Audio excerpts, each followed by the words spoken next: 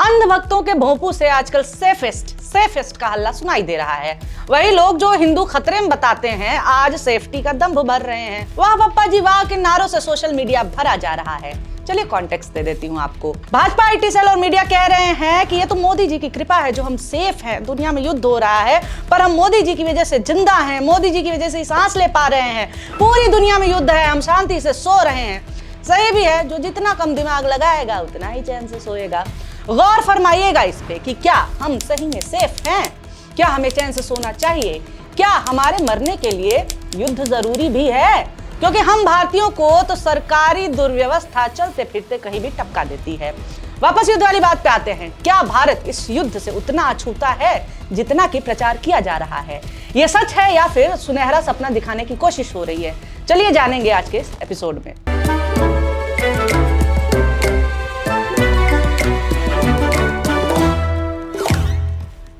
नमस्कार, मेरा नाम है निवेदिता शांडिल्य और आप देख रहे हैं मॉलिटिक्स। दुनिया के हालात को देख करके तो लग रहा है कि सारे देश ही वर्ल्ड वॉर वाले मोड में आ चुके हैं।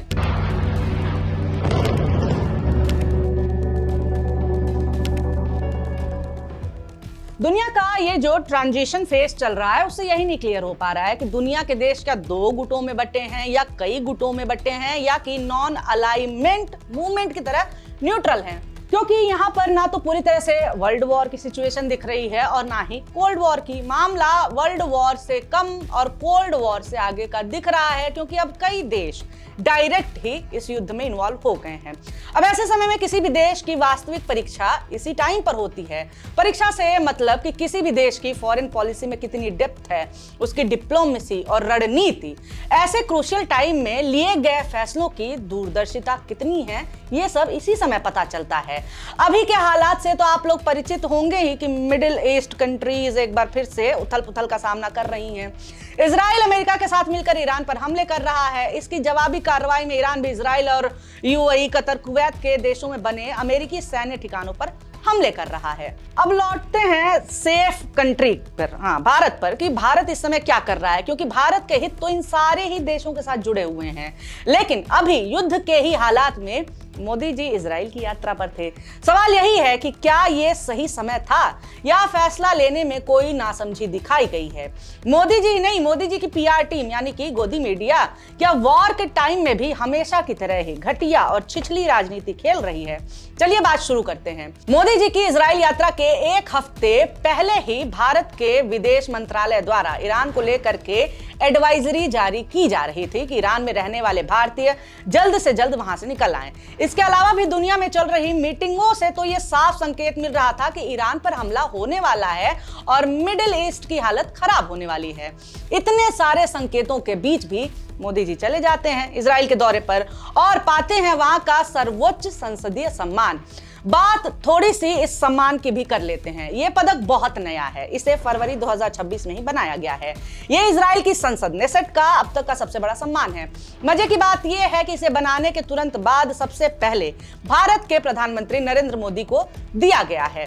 अभी तक यह पदक किसी अन्य विदेशी नेता को नहीं मिला है, इसलिए पीएम मोदी अभी तक के इसके एकमात्र और पहले नेता हैं जिन्हें यह सम्मान मिला है। कूटनीतिक स्तर पर देखें तो इसका बड़ा महत्व है, लेकिन सवाल इसके टाइमिंग को लेकर के है। यह पदक तब दिया गया जब मिडिल ईस्ट में भारी तनाव है। इस समय पदक दे करके इजराइल ने दुनिया को संदेश दे दिया है कि भारत उसका रणनीतिक मित्र है। यह संदेश केवल इजराइल ने नहीं दिया है, बड़बोलेपन में भारत की तरफ से भी यही संदेश चला गया। बड़बोलापन इजराइल को हर तरह से सपोर्ट करने का, बड़बोलापन अपने देश को मां तो इजराइल को बाप फादरलैंड बताने का। They hold firmly that Israel is their fatherland and India their motherland. इससे भारत की कूटनीति को लेकर के कुछ चिंताएं भी लोगों के मन में हैं कि क्या मोदी जी अब इजराइल की चाल को समझने में चूक कर दिए, क्योंकि इससे तो इजराइल का ही फायदा देख रहा है, लेकिन भारत की कूटनीति पर और भविष्य पर कोई भी ऐसा फायदा तो है नहीं, बल्कि प्रश्न चिन्ह ही लग रहे हैं। ऐसा इसलिए है कि भारत और ईरान का रिश्ता बहुत पुराना है और गहरा है, जो आज का ही नहीं है बल्कि सदियों पुराना है। भारत और ईरान यानी फारस के बीच व्यापारिक और सांस्कृतिक संबंध 2500 साल से भी अधिक पुराने हैं। हमारी भाषाओं संस्कृत और फारसी में भी काफी समानताएं हैं। 1950 में दोनों देशों ने मैत्री संधि यानी कि ट्रीटी ऑफ फ्रेंडशिप पर हस्ताक्षर भी किए थे। कश्मीर के मामले पर ईरान ने संयुक्त राष्ट्र में भारत की तरफ से स्टैंड लिया था। भारत के लिए ईरान इसलिए जरूरी है क्योंकि ईरान के जरिए चाबहार पोर्ट हमें अफगानिस्तान और मध्य एशिया तक पहुंच देता है, जिससे हमें पाकिस्तान जाने की जरूरत नहीं पड़ती है। साथ ही ईरान भारत के लिए ऊर्जा यानी तेल और गैस का भी एक बड़ा स्रोत रहा है।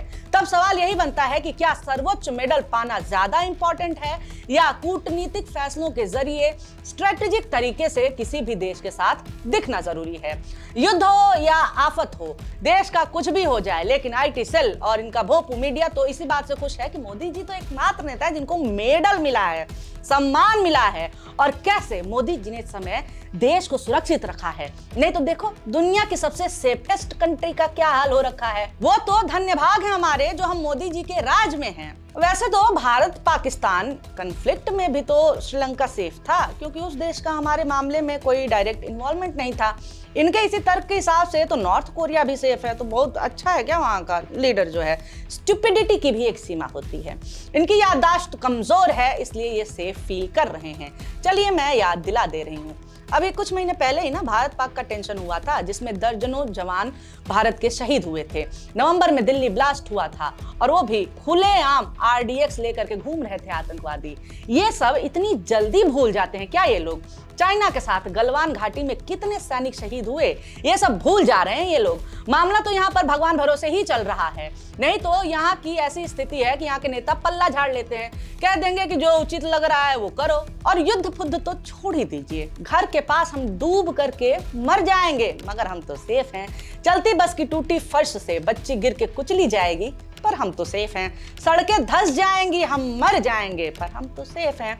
जब बात मीडिया और मुसलमान की हो रही हो तो रूबिका कैसे छूट सकती हैं? मुसलमानों पर इनकी टिप्पणियों को एक लॉबी बहुत भाव देती है, पसंद करती है। इनका ट्वीट देखिए। ये बात तो इनके पे भी लागू होती है कि दो देशों की लड़ाई में हिंदू मुस्लिम एंगल ढूंढ लेना जज्बे से कम नहीं है, जज्बाए जहालत। रूबिका क्या बोल रही हैं सुनिए। हिंदुस्तानी मुसलमानों को आज 2 रकात नफल पढ़कर अल्लाह का शुक्र अदा करना चाहिए कि उसने आपको भारत में पैदा किया है।